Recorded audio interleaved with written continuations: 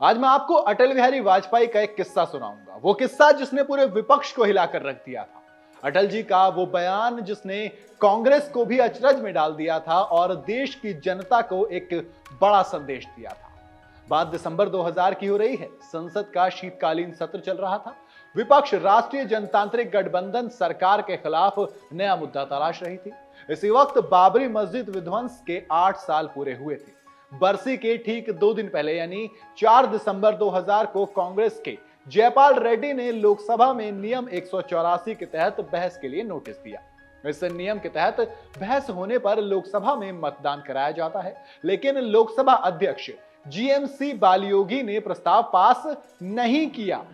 कांग्रेस की मांग थी कि केंद्र सरकार में मंत्री लालकृष्ण आडवाणी, मुरली मनोहर जोशी और उमा भारती मंत्री पद से इस्तीफा दें, क्योंकि सीबीआई ने 1993 में बाबरी मस्जिद मामले में जो चार्जशीट दायर की थी उसमें इन तीनों का नाम था। माने विपक्ष पूरे हमले की तैयारी में था। नोटिस पास न होने पर सदन में माहौल गर्म हो गया। एक मीडिया रिपोर्ट की मैगजीन ने लिखा कि अगले दिन सदन में कांग्रेस और समाजवादी पार्टी में इस बात की होड़ मच गई कि सरकार विरोध में बाजी कौन मारेगा। सदन में हल्ला हंगामा चल रहा था और एक दिन बहसबाजी में ही निकल गया। तारीख आई 6 दिसंबर, यानी वो तारीख जिस दिन बाबरी विध्वंस हुआ था और विपक्षी दल इस दिन काला दिवस मनाते थे। उसी दिन अटल बिहारी वाजपेयी का एक बयान आता है और वाजपेयी जी कहते हैं, ये तो अंतिम लक्ष्य है, काम अधूरा रह गया है। अटल का इतना कहना था कि संसद में बवाल मच गया। जाहिर था कांग्रेस, सपा और लेफ्ट पार्टियों का गुस्सा फूट पड़ा। पर सरकार में बीजेपी के सहयोगी दलों को भी ऐसा लगा कि वाजपेयी एनडीए के राष्ट्रीय एजेंडे से भटक तो नहीं रहे हैं। अटल का कहना था, विपक्ष के पास हमारी सरकार के खिलाफ कहने को कुछ नहीं, इसलिए वो अयोध्या विवाद को फिर से उठा रहे हैं। अगर वाजपेयी यहीं रुक जाते तो क्या बात होती, मगर इसके बाद वाजपेयी ने शब्दों का जाल कुछ इस अंदाज में बुना कि विपक्ष को से लेकर सत्ता तक में उनके सहयोगी दल भी उलझ कर रह गए। उन्होंने आगे कहा, राम मंदिर के निर्माण की मांग राष्ट्रीय भावनाओं की अभिव्यक्ति है। इन सब बवाल के बीच सरकार में मंत्री शाहनवाज हुसैन ने दिल्ली में अपने आवास पर इफ्तार पार्टी रखी। वाजपेयी इफ्तार में पहुंचे। उनके बयान पर मीडिया ने सवाल पूछे तो उन्होंने इस बात की सफाई दी कि सरकार राष्ट्रीय एजेंडे से नहीं भटक रही है। अटल ने फिर एक बयान दिया जिसे सुनकर मुस्लिम पक्ष गुस्से में भर गया। अटल ने अपने पुराने सुझाव को नए तरीके से पेश किया और कहा कि हिंदू और मुस्लिम पक्ष इस बात पर सहमत हो जाएं कि एक मंदिर वहीं बने और मस्जिद के लिए दूसरी जगह की तलाश की जाए। अटल के इस बयान से विपक्ष एक बार फिर से उखड़ गया और सीपीआई के महासचिव दीपांकर भट्टाचार्य ने अटल को फासिस्ट भगवा आत्मा कह दिया। सपा नेता अशोक वाजपेयी ने कहा कि अटल के इस बयान से उनका असली चेहरा सामने आ गया है।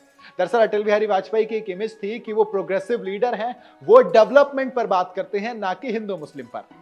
शिवसेना को छोड़कर एनडीए के बाकी लोग भी अटल के बयान से बेचैन थे।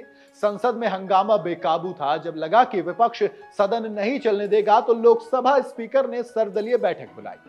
सरकार में शामिल ममता बनर्जी और तेलुगु देशम पार्टी के येरन नायडू ने कहा कि वाजपेयी को सदन में अपनी बात स्पष्ट करनी चाहिए, क्योंकि जनता में उनकी बातों का गलत संदेश जा रहा है।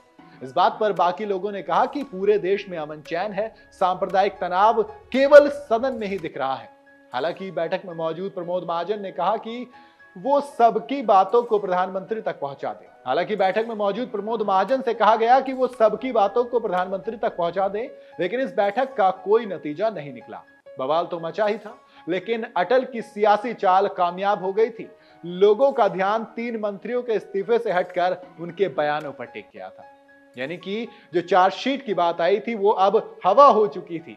इसी बीच एनडीए के दल तो धीरे धीरे शांत होने ही लगे थे, लेकिन कांग्रेस के लिए आफत यह हो गई थी कि इस विवाद से निकले कैसे।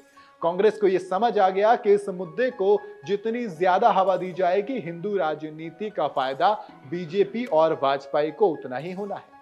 5 दिन तक संसद की कार्यवाही बाधित करने के बाद कांग्रेस नर्म पड़ी। पार्टी ने खुद को नियम 184 के तहत सदन में बहस तक ही सीमित कर लिया था। एक मीडिया रिपोर्ट और मैगजीन में के मुताबिक कल तक वाजपेयी का इस्तीफा मांगने वाले कांग्रेस के माधवराज सिंधिया ने अपनी मांग तक दोहराने से इनकार कर दिया था। उन्होंने लिखा कि साल 2001 में पश्चिम बंगाल में चुनाव होने वाले थे। ममता तब तक सरकार में बनी रहना चाहती थी। दूसरी तरफ चंद्रबाबू नायडू की टीडीपी अपने किसानों के लिए विशेष पैकेज चाहती थी।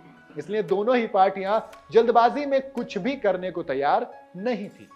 वाजपेयी ने इन्हीं सब मजबूरियों का फायदा उठाया। तभी से बीजेपी के पास देश में इससे बड़ा कोई मुद्दा नहीं था। अपने हर चुनाव में बीजेपी राम मंदिर का नाम लिए बगैर उसकी राजनीति अधूरी समझती थी और बीजेपी को इसका बड़ा फायदा होता था। अब राम मंदिर लगभग बनकर तैयार हो गया और 22 जनवरी को राम मंदिर की प्राण प्रतिष्ठा है। अटल के इस बयान के 23 साल बाद अयोध्या में मंदिर बनकर तैयार है और आने वाली 22 जनवरी को राम मंदिर की प्राण प्रतिष्ठा होनी है। इसलिए हमें लगा क्यों ना आपको एक किस्सा सुनाया जाए, क्योंकि अटल जी ने तो कहा था कि काम करते हैं, मंदिर वहीं पे बनाते हैं और मस्जिद के लिए दूसरी जगह अयोध्या में तलाशते हैं, और कुछ उसी तरह से फैसला भी आया। माने अटल ने जो कहा था वो किस्सा आखिर में पूरा हो गया और इस किस्से को भी मैं यहीं पे पूरा करता हूं। आपको किस्सा कैसा लगा मुझे कमेंट में जरूर बताइएगा, और ऐसे तमाम किस्से कहानियों के लिए मुझे कमेंट में बताते चलिए ताकि आपका नाम लेके आपका किस्सा सुनाया जाए। बाकी न्यूज़ बुक के साथ बने रहिएगा।